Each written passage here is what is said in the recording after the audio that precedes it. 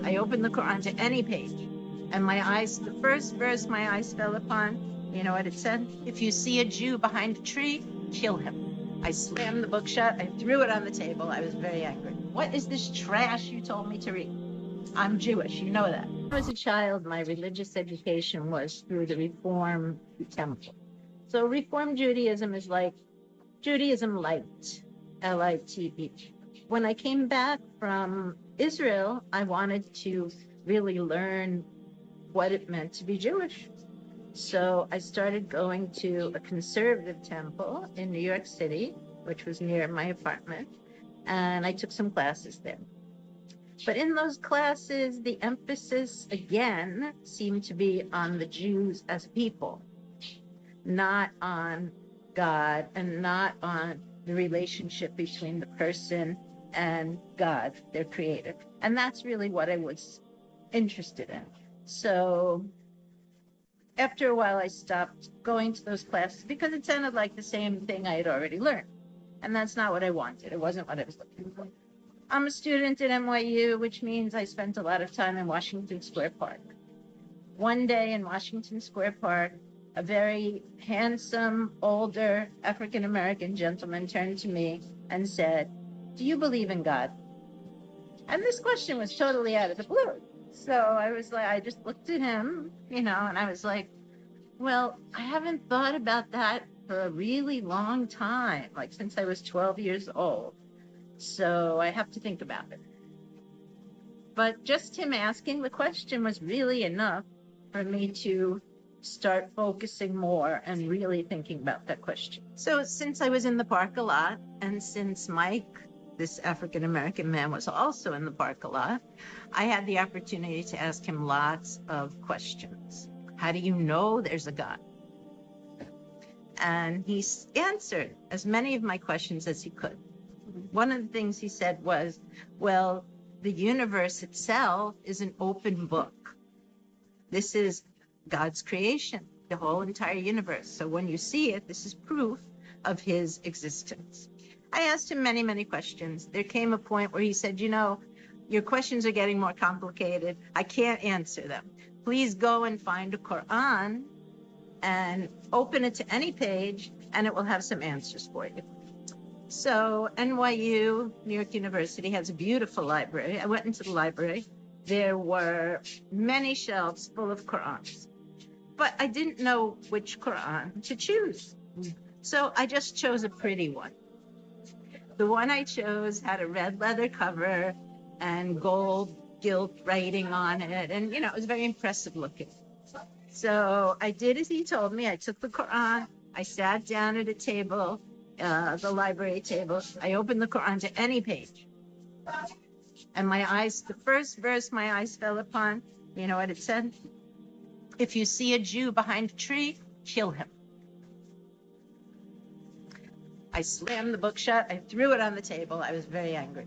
When I read this very bad translation, I slammed the Quran shut and I threw it on the table. I went down to the park and looked for Mike because I was really angry. And I didn't find him for a couple of days. So my anger was stewing inside of me. And when I did find him, I said, what is this trash you told me to read? I'm Jewish. You know that. So this book is telling me that I should kill Jews. He said, well, what Quran did you get? And I described the Quran with the gilt red leather cover, translated in the 1890s by a man named George Sales. So Mike told me, George Sales was a Christian missionary in the Middle East, translating the Quran so that he could bring people to Christianity. He hated Islam and he hated Muslims.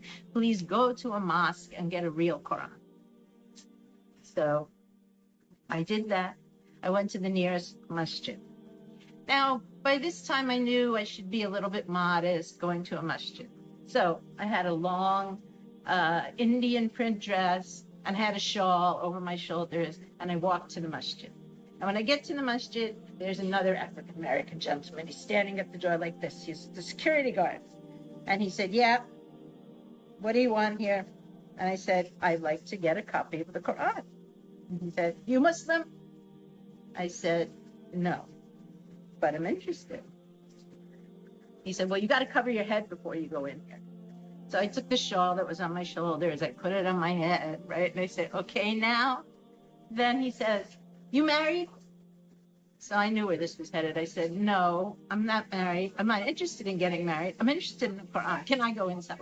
So finally he opens the door and I just waited. After a short while, a nice, handsome man came. He had his head covered with something. He was dressed like a Bengali, and he sat down and asked me, yes, sister, what is it that you are here for? What would you like? Welcome to our masjid. He was very nice. And I said, I would like a Quran. So he said, okay, we have this Yusuf Ali Quran. It's a good translation. And of course, the Quran can never be exactly translated. You have to keep in mind that it's in Arabic, and this is the best translation we have. So I was very happy. I took the Quran. I went outside again, took it home with me, and started reading. And it wasn't like any book I had ever read before. It didn't seem to really have a beginning or an end. But what impressed me the most were the verses that were all about nature. After all, I wanted to know about Allah's existence. And my friend had told me that the whole universe is an open book. And here in the Quran, this open book, Allah subhanahu wa ta'ala is describing his universe and all the things he created. He said, don't you see the stars? Don't you see everything around you and the beauty of it, and the animals that you can eat and that you use for riding and that you get milk from, and the bees that give honey? And all these verses were just very fascinating to me. By reading the Quran, I really did start to believe that, okay, there's a creator, there's a God. He created all these beautiful things. And he started to show me those things very specifically. I asked for a sign, and he gave me signs. The beautiful rings of Saturn, we were just seeing the first satellite pictures. So there are these perfect rings, the perfect shape of a flower, the fact that clouds are different every day and that the sky is different every day. All these things pointed me toward a creator. But I still didn't understand that I had a relationship with this creator. I talked to my friend Mike about it. I said, you know, I have friends, but I still feel very lonely. And I'm wondering if God created me, you know, what is his connection to me? What is his relationship with me? And he said, well, you know, there's a number you can call to ask this question. You can actually call God. I said, oh, come on. What are you talking about? He said, yeah, there's a hotline number. It's 33 33 34. So then he explained that you say 33 times, Subhanallah, which means glory be to Allah. Alhamdulillah, which means all praises to Allah. And Allahu Akbar. And if you say each one of these 33 times, and the last one 34 times, you will feel connected to Allah, like a telephone connection. And I looked at him, I'm like, oh, really? But I decided to try it. And I started doing that. I would be walking to work or walking to school, and I would just start saying, you know, Subhanallah, Alhamdulillah, Allahu Akbar. And it really did make me feel that God was with me. He wasn't far from me. In the Quran, Allah subhanahu wa ta'ala tells us he's closer to us than our jugular vein, than our jugular artery. And we know that if we cut this artery, we will die. So Allah subhanahu wa ta'ala is the life force within us. And I started to feel that. I started to feel more alive because of it. And I started to feel much happier and much more content and protected. Once I started realizing that Allah was my creator and I had a relationship with him, I really wanted to know more. And I needed to know more about Islam, the religion itself. I was gradually learning about Islam. So Muslim students, the MSA, to have a little gathering together. and their imam, who was from Iraq. They were very young. We were all students.